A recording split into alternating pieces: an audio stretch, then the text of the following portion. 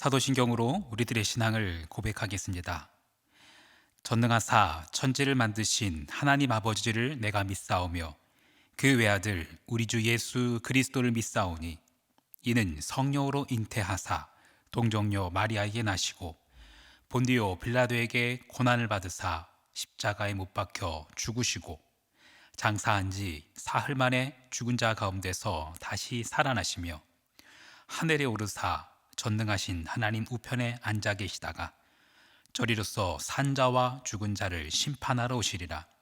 성령을 믿사오며 거룩한 공회와 성도가 서로 교통하는 것과 죄를 사하여 주시는 것과 몸이 다시 사는 것과 영원히 사는 것을 믿사옵나이다. 아멘.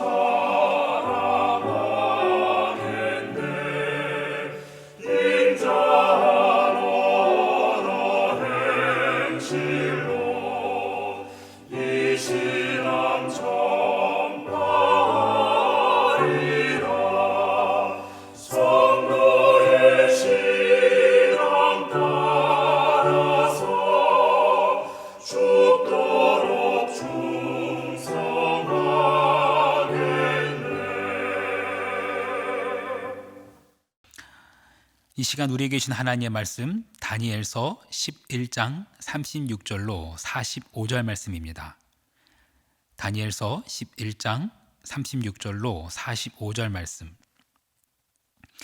그 왕은 자기 마음대로 행하며 스스로 높여 모든 신보다 크다 하며 비상한 말로 신들의 신을 대적하며 형통하기를 분노하심이 그칠 때까지 하리니 이는 그 작정된 일을 반드시 이룰 것임이라.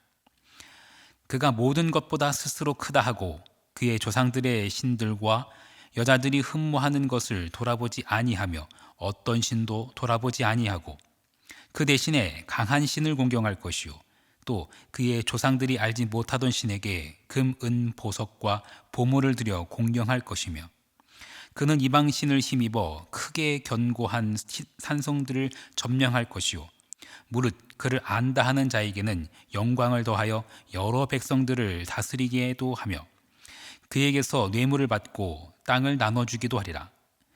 마지막 때에 남방왕이 그와 힘을 겨룰 것이나 북방왕이 병거와 마병과 많은 배로 회오리 바람처럼 그에게로 마주와서 그 여러 나라에 침공하여 물이 넘친 같이 지나갈 것이요 그가 또 영화로운 땅에 들어갈 것이요 많은 나라를 패망하게 할 것이나 오직 에돔과 모압과 암몬 자손의 지도자들은 그의 손에서 벗어나리라. 그가 여러 나라들에 그의 손을 펴리니 애굽 땅도 면하지 못할 것이니 그가 권세로 애굽의 금, 은과 모든 보물을 차지할 것이요 리비아 사람과 구스 사람이 그의 시종이 되리라. 그러나 동북에서부터 소문이 이르러 그를 번민하게 하므로 그가 분노하여 나가서 많은 무리를 다 죽이며 멸망시키고자 할 것이요 그가 장막 궁전을 바다와 영화롭고 거룩한 산 사이에 세울 것이나 그의 종말이 이르니 도와줄 자가 없으리라. 아멘. 잠시 기도하겠습니다. 할렐루야. 역사의 주관자이신 하나님을 찬양합니다. 이 세상의 어느 나라도 영원하지 못하고 어떤 권력도 무궁하지 못함을 고백합니다. 오직 하나님의 나라만이 영원하며 오직 하나님의 권세만이 무궁함을 믿습니다. 우리가 비록 땅을 디디며 살지만 땅에 속하지 않고 하늘에 속한 삶을 사는 하나님 나라 백성 되게 하여 주옵소서. 오늘도 믿음으로 하나님 나라의 역사를 써가게 하옵소서. 오늘 하루를 승리의 삶으로 살 지혜를 하나님의 말씀에서 찾기를 원합니다. 주여 우리에게 말씀하여 주옵소서. 살아 역사하시는 예수 그리스도의 이름으로 기도합니다. 아멘. 다니엘서가 그 전반부가 역사 기록이라면 다니엘서의 후반부는 꿈에 대한 계시에 대한 이야기입니다. 전반부는 다니엘이 꿈을 해석합니다. 그리고 높은 자리도 앉게 됩니다. 그런데 후반부에 등장하는 다니엘은 조금 다릅니다. 후반부의 다니엘은 그 꿈을 천사가 해석해 줍니다. 그리고 그 해석을 들은 다니엘은 번민하게 됩니다. 오늘은 다니엘서 전체를 숲을 보듯이 살펴보면서 다니엘서에 담겨있는 하나님의 지혜를 발견하기를 원합니다. 먼저 1장, 다니엘이 우상의 음식으로 자기를 더럽히지 않기로 환관장에게 구합니다. 하나님은 그런 다니엘과 그의 친구들에게 지혜를 10배나 주십니다. 2021년 새해 한사랑교회 주제가 지혜입니다. 특별히 다니엘서에도 지혜에 대한 중요한 말씀들이 많이 등장합니다.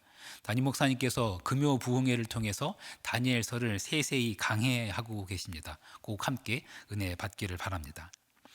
2장에 가서는 느부갓네살이 간밤에 자기가 그 꿈을 이야기해 주지도 않고서 고관들을 부릅니다. 자기가 꾼 꿈을 알아맞추고 그 꿈에 대한 해석까지 요구합니다. 사람 속을 알 수 없는 고관들은 억울해하지만 결국 그들은 사형당합니다. 하지만 다니엘이 그 꿈의 내용을 밝혀내고 그리고 해석까지 합니다. 꿈의 내용은 이렇습니다. 머리는 금, 그리고 가슴과 팔은 은, 배와 넓적다리는 놋. 그렇게 생겨진 이상한 신상이었습니다. 그 해석은 제국들의 흥망성쇠에 대한 것이었습니다. 자기의 꿈을 알아냈고 해석까지 낸 다니엘에게 왕은 엎드려 절을 합니다. 3장, 그런 계시를 받고 그 해석까지 들은 그 느부갓네살이 무슨 영물인지 금신상을 만들어 놓고 거기에다가 절하라고 합니다. 다니엘의 세 친구가 그것을 거부하자 풀무불에 들어가게 되어지지요. 하나님께서는 천사를 보내어서 그 친구들을 지키십니다. 그것을 본 왕이 조서를 내립니다. 온 백성은 하나님만 섬기라는 조서였습니다. 만약에 그렇게 하지 않는 사람은 사형이고 심지어 그 사람의 집은 거름터로 만들어버리겠다라는 조서였습니다.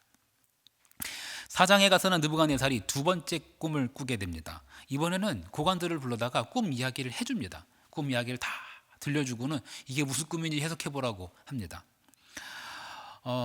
좀 험악한 꿈이었습니다. 다니엘이 그 꿈을 듣고 해석을 해주는데 왕이 정신병자가 되어서 들짐승처럼 풀을 뜯어먹게 될 것이라는 계시였습니다. 다니엘서 4장 25절을 제가 읽어드리겠습니다. 왕이 사람에게서 쫓겨나서 들짐승과 함께 살며 소처럼 풀을 먹으며 하늘 이슬에 젖을 것이며 이와 같이 7대를 지날 것이라. 그때 지극히 높으신 이가 사람의 나라를 다스리시며 자기의 뜻대로 그것을 누구에게든지 주시는 줄을 아시리이다. 하나님께서 다시 회복시키실 것이라는 내용까지 다니엘이 이야기해 줍니다. 다니엘의 말 그대로 왕은 아주 험한 꼴을 당하게 됩니다. 그리고 이후에 예언대로 복권하게 됩니다. 아마 정신이 번쩍 들었을 것 같습니다. 복권된 후에 그 왕의 고백이 4장의 마지막 절입니다. 다니엘서 4장 37절. 그러므로 지금 나 느부갓네살은 하늘의 왕을 찬양하며 칭송하며 경배하노니 그의 일이 다 진실되고 그의 행하심이 의로우심으로 교만하게 행하는 자를 그가 능히 낮추심이라. 이게 느부갓네살의 마지막 고백입니다. 5장은 느부갓네살 왕의 손자, 그 손자인 벨사살 왕입니다. 그가 여호와의 성전에서 쓰이던 금잔, 그것을 가지고 술잔치를 벌입니다. 그런데 그렇게 술잔치를 벌이던 그날 밤 손가락들이 나타나더니 벽에다 글씨를 쓰기 시작합니다. 특별한 글씨가 분명했습니다. 그것을 보고 왕은 번민합니다. 번민, 잠시 후에 설명드리겠지만 다니엘서에서 아주 중요한 단어 중에 하나입니다. 아무도 그 글자를 해석하지 못할 때 다니엘이 그것을 읽고 해석합니다. 메네메네 데겔 우바르신. 뜻은 이렇습니다. 하나님께서 왕 끝장내셨습니다. 하나님의 저울로 달아보셨는데 왕 불합격입니다. 그리고 이제 메대와 바사의 나라가 올 것입니다 라는 뜻이었습니다. 왕은 겁이 났는지 그 다니엘을 이 나라의 셋째 치리자로 삼습니다. 하지만 예언은 그대로 이루어집니다. 그날 밤 적군의 군대가 쳐들어와서 성을 함락하고 벨사살 왕은 죽임을 당합니다. 6장은 제일 유명한 장이지요. 이번엔 다리오 왕입니다. 나 외에는 다른 신이 없다라고 하면서 왕 외에 다른 누구에게든 절하면은 그 자는 죽임을 당할 것이다 라고 하지요. 하지만 다니엘은 예루살렘을 향한 창문을 열고서 하루 3번 기도합니다. 그랬다가 사자굴에 던져지지요. 이야기의 결론들은 아실 겁니다. 다니엘은 구출받게 되어지고요, 구원받고 다니엘을 사자굴에 넣으려고 했던 자들은 결국 사자밥이 되어집니다. 이 일 후에 왕이 조서를 내립니다. 온 백성은 하나님을 두려워하라고 선포합니다. 그게 6장의 마지막 절입니다. 6장의 마지막 절만 제가 읽어드리죠. 6장 28절. 이 다니엘이 다리오 왕의 시대와 바사 사람 고레스 왕의 시대에 형통하였더라. 이게 6장의 끝입니다. 그런데 여러분, 다니엘서는 12장으로 구성되어 있습니다. 지금까지 읽은 게 다니엘서의 딱 절반입니다. 후반부에 등장하는 이야기들은 6장 이후에 등장하는 이야기들은 6장 이후의 사건이 아니라 6장까지 있었던 그 왕들의 역사 중에 다니엘이 계시받았던 이야기입니다. 먼저 7장은 메네메네 데겔 우바르신, 그 글자를 받던 벨사살 왕의 원년에 다니엘이 침상에서 받은 계시입니다. 사자, 곰, 표범, 그리고 크고 무서운 짐승, 이렇게 4 짐승에 대한 환상이었습니다. 이 짐승에 대한 환상은 바벨론, 그리고 메데바사, 그리고 헬라, 그리고 로마에 대한 계시였습니다. 다니엘서의 후반부에서는요, 다니엘이 이 환상을 해석하는 것이 아니라 하나님께서 해석을 해주십니다. 그리고 다니엘의 반응에 주목할 필요가 있습니다. 그 계시를 들은 다니엘은요, 번민합니다. 다니엘서 7장 28절 이렇게 끝납니다. 다니엘서의 7장의 끝절입니다. 그 말이 이에 그친지라 나 다니엘은 중심에 번민하였으며 내 얼굴빛이 변하였으나 내가 이 일을 마음에 간직하였느니라. 번민, 메네메네 데겔 우바르신, 그 글자를 보고 벌벌벌벌 떨었던 벨사살의 반응과 동일한 반응입니다. 그런데 다니엘서의 하반부, 열국을 다스리시는 역사의 주관자, 그 만군의 하나님의 계시가 시작되는데 다니엘서 그 후반부의 첫 장인 7장의 마지막 절은 다니엘이 번민하였더라 하면서 끝이 납니다. 의연한 다니엘이 아니라 떨고 있는 다니엘의 모습입니다. 8장은요 그로부터 3년 후입니다. 벨사살 왕 원년이 아니라 벨사살 왕 3년, 을레라는 을레 강변에서 본 환상입니다. 숫양과 숫염소 환상인데 이건 역시 천사가 해석을 해줍니다. 숫양과 숫염소, 이것은 바로 메데바사 제국 그리고 헬라 제국을 말합니다. 다니엘은 너무나도 어마무시한 이 계시들을 듣고 감당해내지 못합니다. 그래서 8장의 그 계시를 다 들은 이후에 8장은 이렇게 끝이 납니다. 8장 27절. 이에 나 다니엘이 지쳐서 여러 날을 앓다가 일어나서 왕의 일을 보았느니라. 내가 그 환상으로 말미암아 놀랐고 그 뜻을 깨닫는 사람도 없었느니라. 이후에 등장하는 9장, 다리오 왕, 이제는 벨사살 왕을 건너서 다리오 왕입니다. 다리오 왕 원년. 참고로 다리오 왕은요 아하수에로의 아들입니다. 아하수에로, 그리스어로는 크세르크세스. 예전에 한참 유행했던 영화 300의 주인공입니다. 에스더의 남편이기도 합니다. 그 왕의 아들이 다리오 왕입니다.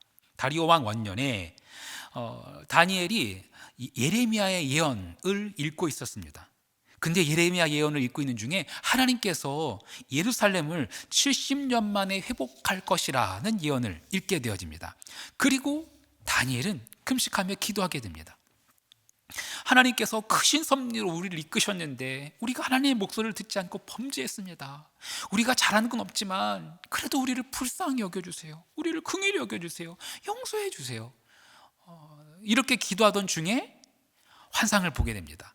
그리고 그 환상의 결론이 9장의 마지막 절입니다. 9장은 이렇게 끝이 납니다.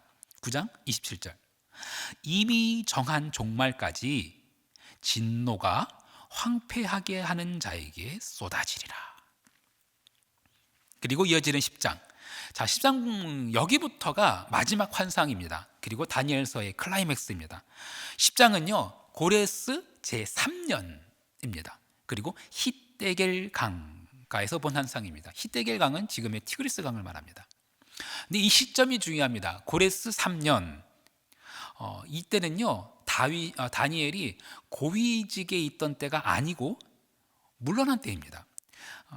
기억을 되돌려 볼까요? 다니엘서 1장이 이렇게 끝이 납니다. 다니엘서 1장 21절. 다니엘은 고레스 왕 원년까지 있으니라.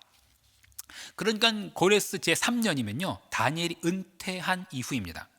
그리고 더 중요한 것은 고레스 원년은요 BC 538년은 포로 귀환 칙령이 발표된 해입니다.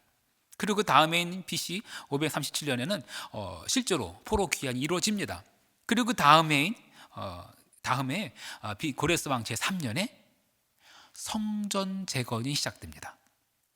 그러니까 다니엘이 히데겔 강가에서 본 이 환상은 바로 그때 일입니다. 성전이 다시 세워지기 시작하던 그 해에 기록된 환상인 것입니다.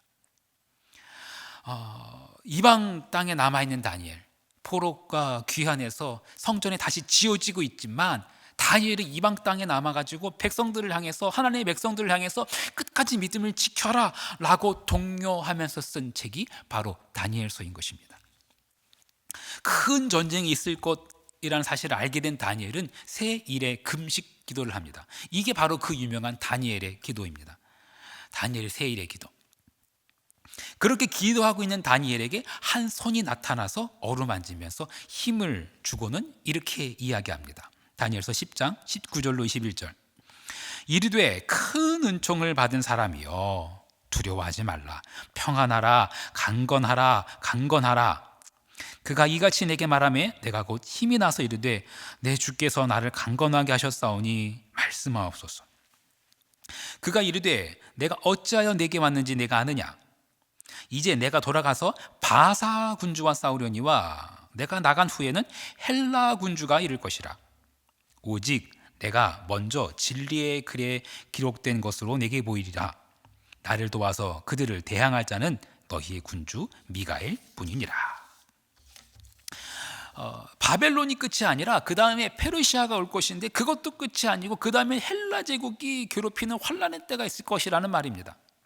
그런데 하나님께서 하나님의 나라 군대 장관 미가엘을 보내서 성도들과 함께 싸우실 것이라는 예언입니다. 그리고 이어지는 11장.